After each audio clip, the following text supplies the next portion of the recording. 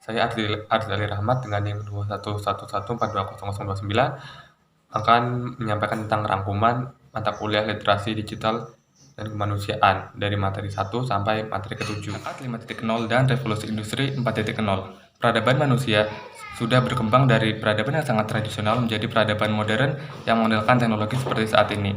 Nah, dari adanya perkembangan ini, akhirnya pada tahun 2016 di Jepang muncullah sebuah konsep yang dinamakan masyarakat 5.0, yang dimana konsep ini berkutat pada masyarakat yang bisa mengintegrasikan hal fisik dengan hal cyber. Yang dimana setelah adanya masyarakat 5.0 ini, kemudian muncul sebuah revolusi industri baru yang disebut revolusi industri 4.0. Revolusi industri 4.0 ini adalah sebuah revolusi industri di mana semua hal-hal yang berkaitan dengan industri sudah ada digitalisasi, yang dimana mengkaburkan hal-hal fisik yang sebelumnya sangat mengganggu dan tidak bisa dijalankan pada revolusi industri sebelumnya. Seiring berkembangnya zaman, kehidupan kita tidak bisa dipisahkan dari adanya teknologi, yang dimana teknologi ini mempengaruhi banyak bidang, mulai dari pendidikan, mulai dari pembelajaran, bidang kesenian, pemerintahan, dan bidang-bidang lain. Nah, adanya dampak ini bisa menimbulkan dampak positif yang berguna bagi kita dan dampak negatif yang bisa mengubah kultur atau kehidupan kita menjadi lebih buruk.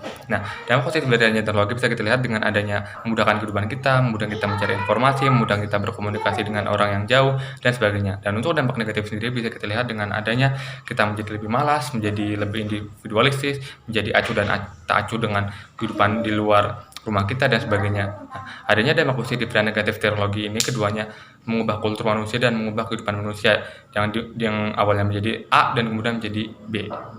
Konsep dan pemanfaatan Internet of Things atau IoT dan juga Big Data.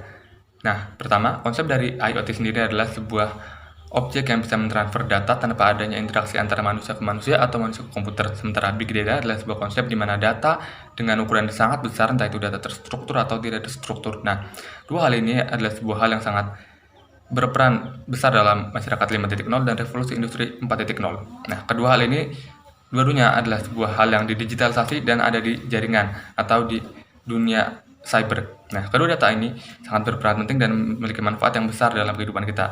Salah satunya untuk Big Data adalah sebuah penyimpanan data di server atau dalam jaringan yang dimana menyimpan data yang terstruktur dan berjumlah sangat besar yang tidak bisa diukur kalau kita mengukurnya secara manual. Dan Internet of Things ini bisa kita lihat dari TV, smartphone, ataupun laptop yang dimana bisa mentransfer data secara mandiri tanpa adanya manusia untuk menjalankan benda-benda atau alat-alat tersebut.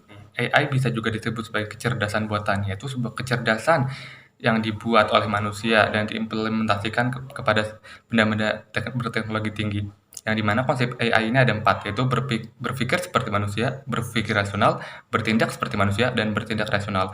Pada dasarnya AI ini dibuat untuk mempermudah semua kehidupan manusia dengan adanya diimplementasikan AI kepada alat-alat yang berteknologi tinggi. Nah, AI ini bisa kita lihat pemanfaatannya dalam kehidupan kita yang ada dalam smartphone, yang ada dalam TV pintar, ada dalam kulkas pintar dan sebagainya, yang dimana bisa mempermudah untuk mencari informasi, bisa mempermudah kehidupan kita, bahkan bisa menjalankan benda-benda tersebut secara sendiri karena adanya kecerdasan yang sudah ditanamkan pada benda-benda tersebut. E-commerce sendiri adalah salah satu hal yang sangat melandasi terjadinya masyarakat 5.0 dan juga revolusi industri 4.0. Nah, e-commerce sendiri adalah sebuah konsep di mana dalam transaksi jual beli, penjual dan pembeli tidak harus bertemu secara langsung karena transaksi jual beli dilakukan di sebuah media digital atau dunia cyber yang biasa kita sebut dengan internet. Nah, e-commerce ini sudah ada sejak awal abad 21 dan mulai booming pada sekitar tahun 2010. Nah, e-commerce sendiri bisa kita temukan transaksinya atau kegiatannya dalam kehidupan sehari-hari, bisa dilihat dari maraknya Tokopedia, Shopee, Lazada, dan sebagainya, yang dimana penjual dan pembeli tidak perlu bertemu secara langsung dan menggunakan media digital atau internet dalam transaksi jual belinya. Etika tidak hanya harus kita aplikasikan dalam dunia nyata, tapi juga harus kita aplikasikan dalam bersosialisasi dan berinteraksi di dunia cyber atau internet.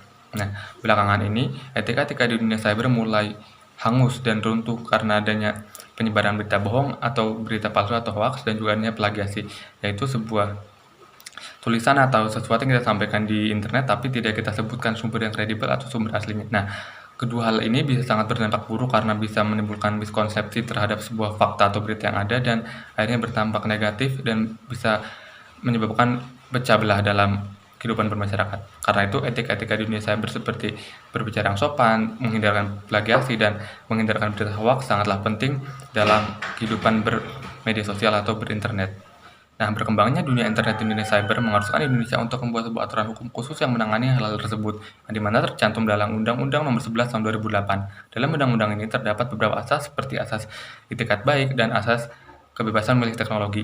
Nah, tentunya hukum ini hanya berlaku dalam wilayah hukum Indonesia dan jika sebuah pelanggaran hukum berdampak besar kepada konstitusi Indonesia atau merugikan rakyat atau warga Indonesia itu sendiri.